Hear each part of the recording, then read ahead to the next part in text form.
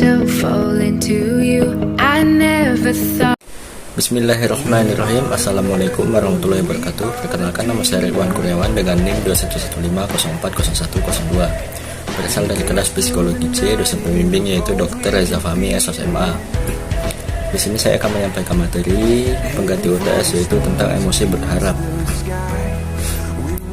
Materi pertama yaitu pengertian berharap dan harapan. Berharap adalah memiliki keinginan dan bayangan agar sesuatu hal bisa terjadi, yaitu sesuatu yang diinginkan oleh manusia agar bisa terwujud dan bisa ia dapatkan, baik itu perasaan, barang, atau sesuatu yang diinginkan lainnya. Harapan adalah keseluruhan dari kemampuan yang dimiliki individu untuk menghasilkan jalur mencapai tujuan yang diinginkan bersamaan dengan motivasi yang dimiliki untuk menggunakan jalur-jalur tersebut. Bruce 2010 menyatakan bahwa harapan memiliki target yaitu tujuan yang ingin dicapai, dan tujuan memberikan makna di dalam kehidupan seseorang. Pramita 2008 mengartikan harapan merupakan sesuatu yang dapat dibentuk dan dapat digunakan sebagai langkah untuk perubahan yang menguntungkan dapat menyebabkan individu mencapai hidup yang lebih baik.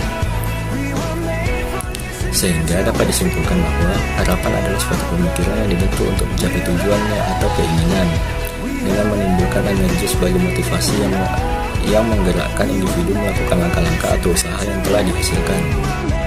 Faktor-faktor harapan, dukungan sosial, keluarga dan teman pada umumnya diidentifikasikan sebagai sumber harapan dalam berbagai aktivitas, seperti mengunjungi suatu tempat, mendengarkan, berbicara, dan memberikan bantuan secara fisik. 2. Kepercayaan religius. Kepercayaan religius dijelaskan sebagai kepercayaan dan keyakinan seseorang pada hal positif atau menyadarkan individu pada kenyataan bahwa terdapat sesuatu atau tujuan yang telah ditetapkan sebelumnya untuk situasi saat ini. 3. Kontrol. Mempertahankan kontrol merupakan salah satu bagian dari konsep harapan.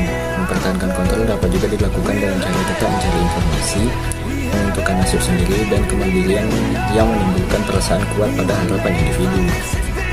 Komponen harapan. Komponen yang terkandung dalam teori harapan yaitu goal. Perilaku manusia berorientasi dan memiliki arah tujuan. Goal atau tujuan adalah sasaran dari tahapan tindakan mental yang menghasilkan komponen kognitif. Tujuan menyediakan titik akhir dari tahapan perilaku mental individu. Tujuan harus cukup bernilai agar dapat mencapai pemikiran sadar. Pathway thinking. Untuk dapat mencapai tujuan, maka individu harus memandang dirinya sebagai individu yang memiliki kemampuan untuk mengembangkan suatu jalur untuk mencapai tujuan. Proses ini dinamakan pathway thinking, yang menandakan kemampuan seseorang untuk mengembangkan suatu jalur untuk mencapai tujuan yang diinginkan. Agensi, yaitu kapasitas yang menggunakan suatu jalur untuk mencapai tujuan yang diinginkan. Agensi mencerminkan persepsi individu bahwa dia mampu mencapai tujuan melalui jalur-jalur yang dipikirkannya. Agensi juga dapat mencerminkan penilaian individu mengenai kemampuan bertahan ketika menghadapi hambatan dalam mencapai tujuan. Ciri-ciri orang berharap antara lain: 1. Memikirkan sesuatu tentang yang dia harapkan. 2. Selalu terobsesi dengan apa yang dia harapkan. 3. Sering melihat sesuatu yang diharapkan. 4. Ingin memiliki sesuatu yang diharapkan tersebut. Dengan demikian kita dapat mengetahui bahwa berharap bisa mendatangkan kebahagiaan jika terwujud, dan bisa juga mendatangkan kecewaan jika tidak terwujud. Jadi intinya berharap boleh saja asal sesuatu yang diharapkan tersebut tidak membuat diri sendiri menderita. Manfaat berharap. 1. Harapan membantu kita mencapai tujuan. Berharap akan membantu kita mencapai tujuan, tetap tenang dalam segala kondisi, dan merasa bahagia. Selain itu, harapan juga dapat menyembuhkan kita dari penyakit. Berharap tidak sama dengan menjadi optimis, karena berharap bersifat aktif bukan pasif.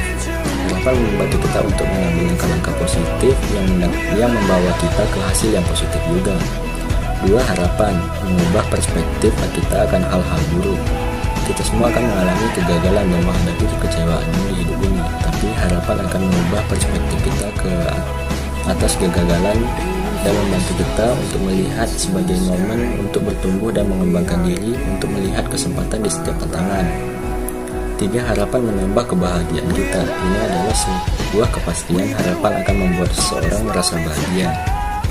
4. Harapan mencegah kita bersikap berlebihan.